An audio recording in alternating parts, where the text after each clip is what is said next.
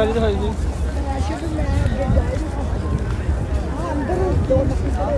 نہیں دیکھا مسجد نبوی کے چھت پہ جانے کا راستہ.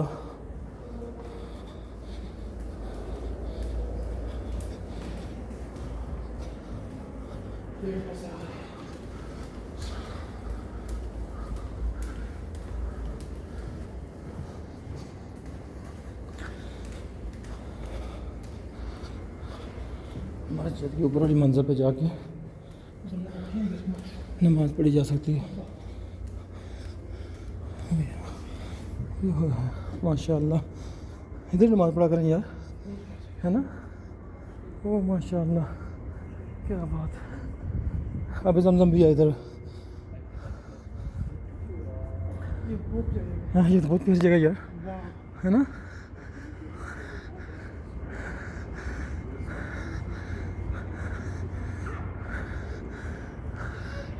ماشاء اللہ ماشاء اللہ.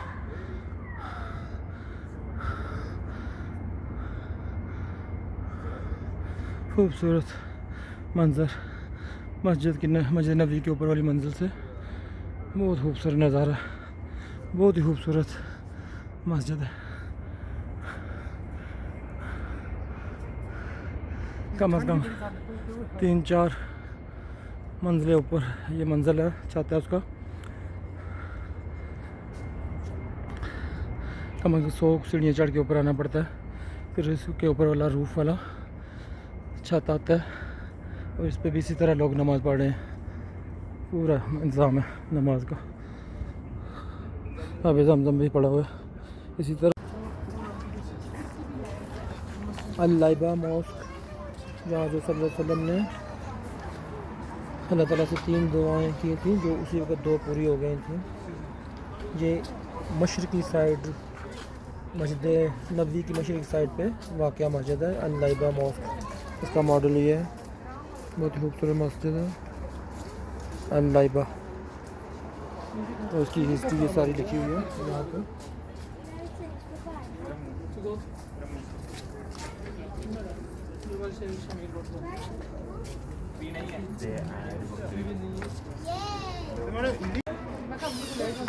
یہ مسجد المیقات ہے جہاں پر مدینہ اور مکہ کے راستے میں آتی ہے, جہاں حضور صلی اللہ علیہ وآلہ وسلم پہ مکہ جاتے ہوئے اس میں سٹے کرتے تھے, اس مسجد المیقات. آج بھی جب لوگ مدینہ سے مکہ عمرے کے لیے جاتے ہیں تو اس مسجد میں المیقات میں پہنچ کے احرام باندھتے ہیں.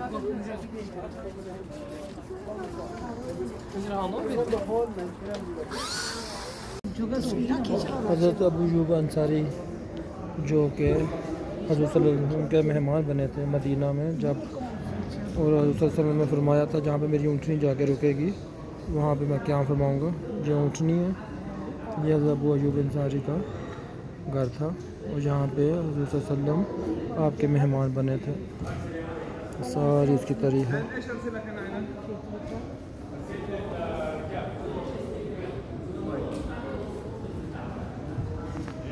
جگہ ہے جہاں پہ مہمانوں کو ٹھہرایا جاتا ہے, زعفرانی قہوہ اور کھجوریں پیش کی جاتی ہیں. زبردست.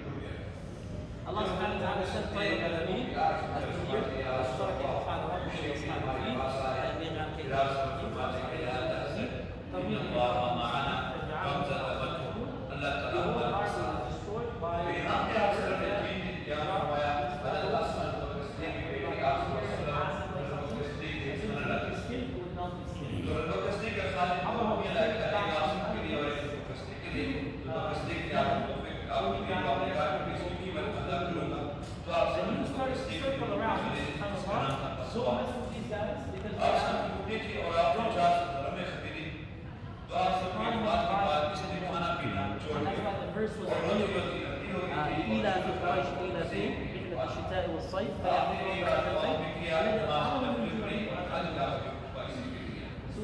تو آپ سب کبھی اپنے اونٹی پر بیٹھے بھی ہوئے تھے کبھی کبھی وہی وہ اللہ برداشت کرنے سے کبھی کبھی بیٹھے تھے یہ لوگ یہ تھی تو آپ سب اس کلاسز سیکھی اور اپنے اونٹ پر اس کا رفتہ رسوا تو آپ سب آئے سب چلتے چلتے میں معبد کے پاس پہنچتے تو آپ نے کہا کہ کھانا ہے ہم کھانا خریدنا چاہتے ہیں دودھ ہے اس نے کہا میرے پاس کھانے کے لیے کہا کہ وقتی وہ والے قوم کی عزت وقتی بھی احترام میرا اور وقت نے جواب مانگے اور وقت نے اتنا سارا دودھ کیا کہ میں معبد کے پاس پہنچنے پر وہ دودھ سے نکال جب وہ معبد گھر واپس آیا اور معبد یہ دودھ کہاں سے آیا میں نے کہا کہ یہاں سے ایک مبارک شخص گزرے ہیں انہوں نے کہا کہ کھانے کے لیے کچھ ہے میں نے کہا میرے پاس کھانے کے لیے کچھ نہیں کہا کہ بکری مبارک اور اتنا سارا کوئی اس کو نہیں مکہ والوں نے بہت کوشش کی مگر ناکام ہوئے اعلان کیا کہ جو بھی سب کو پکڑ کے لے جائے گا سب کو انعام دیا جائے گا اور آپ نے مالک نامی شخص جو ایک ایک صلی اللہ علیہ وسلم کو شہید کرنے کے ارادے کے لیے نکلا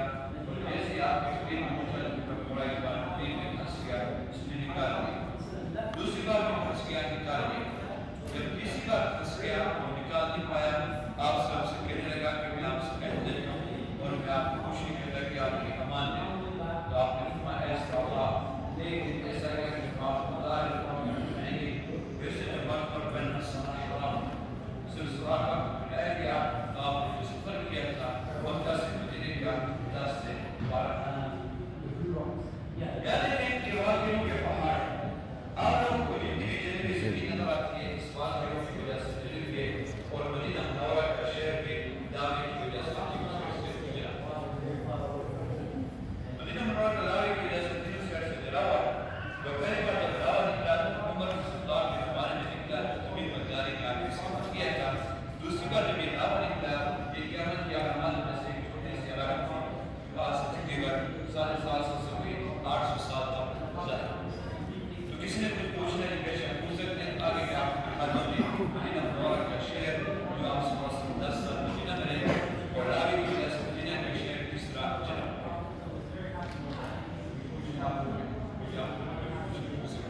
چلتے دیا کہ ہم آپ کو دکھاتے ہیں یہاں پہ مدینہ منورہ کے بعد آگے آئے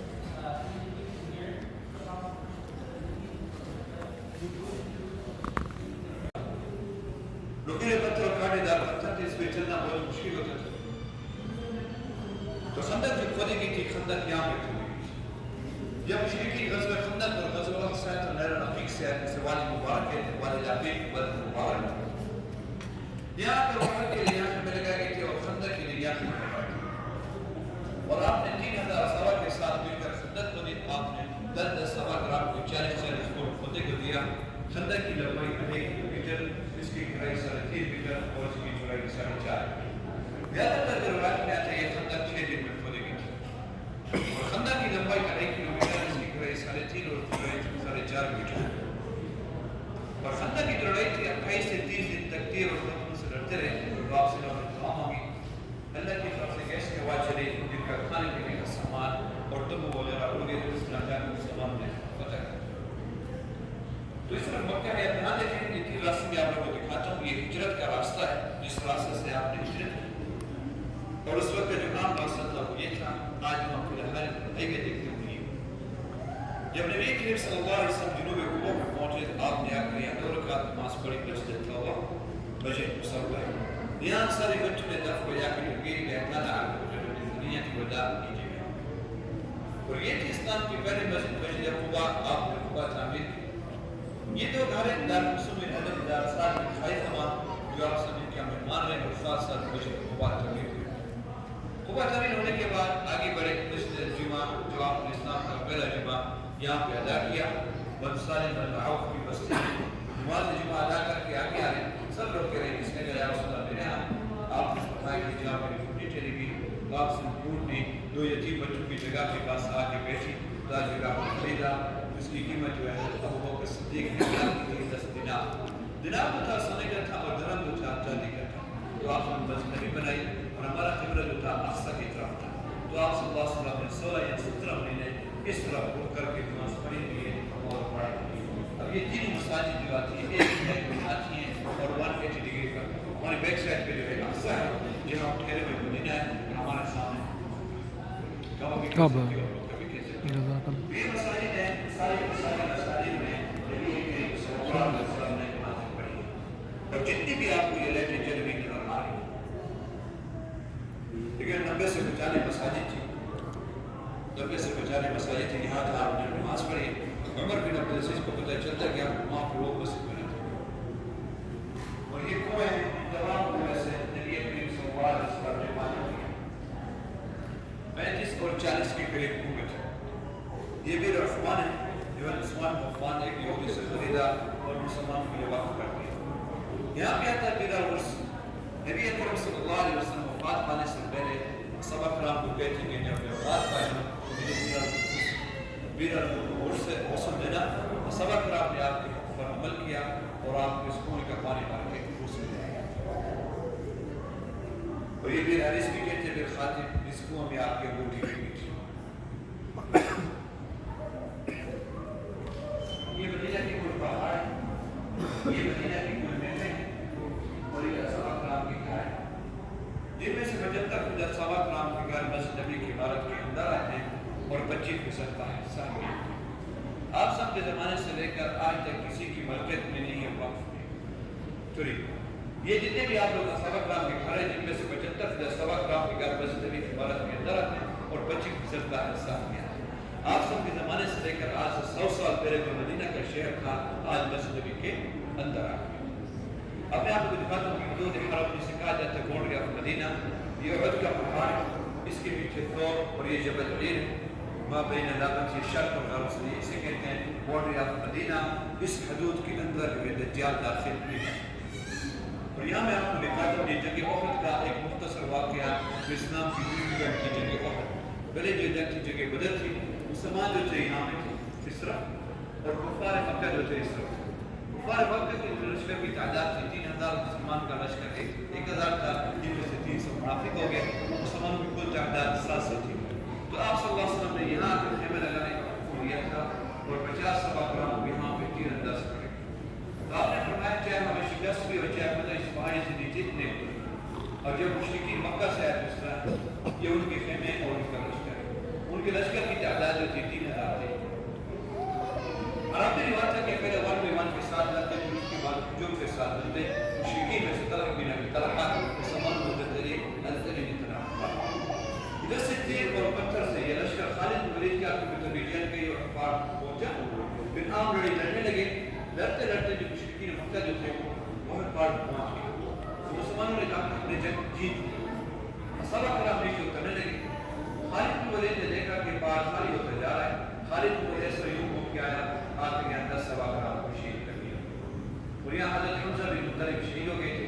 پھر مسلمانوں کے خیمے تک پہنچ گئے. اگر مصعب بن عمیر شہید ہو گئے. پھر اس نے چلتے چلتے بہت پار تک جا اور لڑتے لڑتے ان کو خیال آ گیا ہم اوپر تک تو پہنچ گئے. ہو سکتا ہے کہ مسلمان نیچے سے آئے ہم کو بند کر دیں ہم سارے کے سارے مارے جائیں گے. جو بدل کا معاوضہ دینا ہم نے دے دیا. اوپر سے نیچے اپنے خیموں سے خیمے لے کر واپس مکہ چلے. یہ چاہتے کہ وقت کا ایک مختصر واقعہ باقی آپ کو سے مزید پوچھنے کی بے شک آپ ہو سکتے ہیں. تو آگے میں آپ کو یہاں دکھاتا ہوں مسجد نبی کے بارے میں. نبی کے سب کے زمانے سے لے کر آج کس طرح مسجد تبدیل دیکھتی ہے. اس لیے کچھ پوچھنا یا رسول اللہ میرے یہاں آپ نے فرمایا کہ جہاں میری اونٹنی ٹھہرے گی. یہ تھا ابو ایوب انصاری کا گھر اور یہ تھی یتیم بچوں کی جگہ سہل اور سہیل کی. تو اس جگہ کو خریدا تو یہاں پہ نبی کریم صلی اللہ علیہ وسلم نے مسجد نبی بنائی. اور یہاں پہ مشرکین کی قبریں کی بہت گہرائی صفائی کر کے یہاں پہ مسجد نبی بنی اور ہمارا قبلہ جو تھا اقصی کی طرف تھا. اور جب آپ مسجد بن گئی تو آپ صلی اللہ علیہ وسلم ابو ایوب انصاری گھر سے تشریف لے کے مسجد میں آ کے ٹھہرے.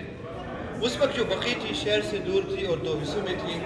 آج بالکل مسجد نبی کے قریب اور ایک حصے میں آتی ہے. نبی یہ چھوٹا والا جو حصہ تھا آپ سب کی پھوپھیوں کا تھا. بڑے والے حصے میں آپ لوگ بھی تھے اہل بیت بھی تھے. آج ایک ہی بنا ہوا ہے اور جن میں سے آج جو بقی میں 10,000 سے زیادہ صحابہ و صحابیات بقی میں مدفون تھے. تو یہاں دیکھیں میں آپ کو دکھاتا ہوں جب نبی کریم صلی اللہ علیہ وسلم نے مسجد نبی بنائی تو آپ لوگ ایسے ہو جائیں جو میرے بھائی جتنے بھی ہو سکے پیچھے ہو جائیں, آرام سے سب لوگ دیکھ پاؤ گے. نبی کریم صلی اللہ علیہ وسلم کے زمانے میں اس طرح مسجد نبی بن گئی اور ہمارا قبلہ جو تھا اقصی کی طرف تھا اور 30 بائی 35 میٹر مسجد نبی تھی. چھت جو تھی کھجور کے تنوں کی تھی اور پلر جو تھے کھجور کے درخت کے تھے. ساتھ یہ 2 کمرے تھے, حضرت عائشہ اور حضرت سودا کا, اور یہ اصحاب صفہ تھا. اصحاب صفہ جو تھا آدھا تھا. پھر 2 ہجری میں جب قبلہ چینج ہوا تو بالکل اپوزٹ میں آ گیا. اصحاب صفہ کو پیچھے کر دیا اور مصلی کو آگے کر دیا. اوپر مٹی بھی ڈال دی کیونکہ جو بارش کا پانی تھا نیچے ٹپکتا تھا. اور کمرے ویسے کے ویسے رہے. جب آپ کی بیٹی آ گئی تو آپ نے اپنی بیٹی کو دے دیا. اور آپ صلی اللہ علیہ وسلم کی حیات میں غزوہ خیبر کے بعد مسجد کو بڑا کر دیا گیا. کس طرح؟ اس کو میں تھوڑی سی ایسے ہو جائے.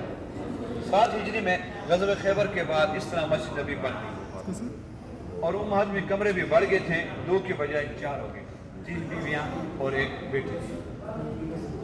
11 ہجری میں نبی کریم صلی اللہ علیہ وسلم انتقال کر گئے اور صحن میں کیا ہے کنکریاں ڈال دی. کس طرح؟ اے جی آ جائیں آپ. صلی اللہ علیہ وسلم انتقال کر گئے اور صحن میں کنکریاں ڈال دی اور مزید چھت کو پکا کر دیا گیا. 17 ہجری میں اصحاب صفہ یہ والی چیز یہاں پہ ختم ہو گئی تھی اور مسجد بڑی ہو گئی تھی. حضرت عمر بن خطاب کے زمانے میں 22 سے 23 لاکھ مربع میل میں اسلام پھیلا تھا. اور حضرت عمر بن خطاب کے زمانے میں مسجد کا کل رقبہ جو تھا 3 سے 3.5 میٹر مربع میں تھی مسجد نبی. اور یہاں بھی آپ کی قبر مبارک مسجد سے باہر تھی. حضرت عثمان غفان کے زمانے تک نبی کریم صلی اللہ علیہ وسلم قبر مبارک مسجد سے باہر رہی اور جیسے جیسے مسجد بڑھتی گئی تو نبی کریم صلی اللہ علیہ وسلم قبر مبارک بھی مسجد کے اندر آتی گئی. کس طرح اندر رہی آئے ہم آپ کو آگے دکھاتے ہیں. اور یہاں بھی یہ 2 گنبد بن گئے. یہ والا گنبد جو ہے نبی کریم صلی اللہ علیہ وسلم قبر مبارک کے اوپر ہے. یہ والا گنبد جو ہے آج سے کچھ عرصہ پہلے جب امام صاحب نماز پڑھاتے یہاں پر ترکی نے آ کر کیا کیا, یہاں سے صرف کلر چینج کر دیا. رنگ کو کیے ہوئے 2 سے 250 سال ہو گئے. اس میوزیم میں یہ خوبصورت مزیدار زعفرانی قہوہ پیش کیا جاتا ہے. جو بھی ٹورسٹ آتے ہیں اور یہ کھجوریں پیش کی جاتی ہیں. یہاں پہ یہ ساری ہسٹری بتائی گئی ہے.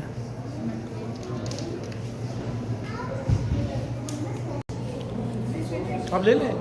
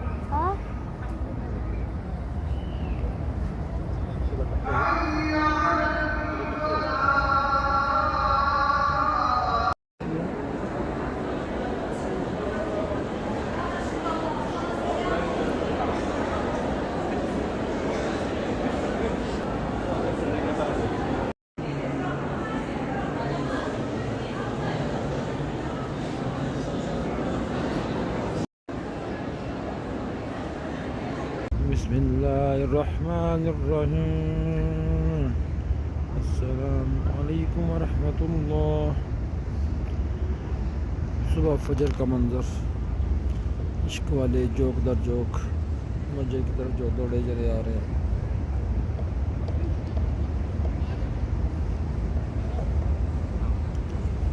ماشاءاللہ ایک خاص ہی نظارہ, ایک خاص ہی منظر ہے جو دنیا میں کہیں ملتا نہیں.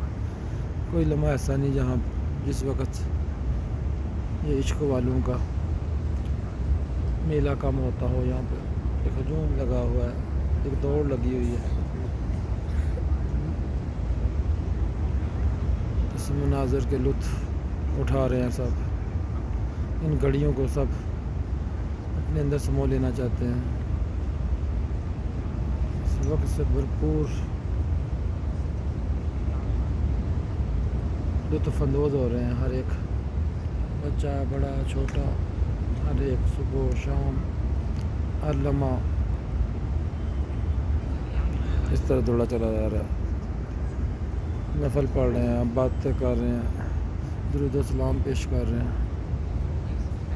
خوبصورت نظارے، ایک خاص ہی اس کی فضا میں ایک خاص ہی لطف ہے جو ناقابل بیان ہے. ہواؤں میں ایک خاص خوشبو ہے، پانی آب زمین میں ایک خاص لذت ہے. جزاک اللہ، جزاک اللہ، الحمدللہ، الحمدللہ.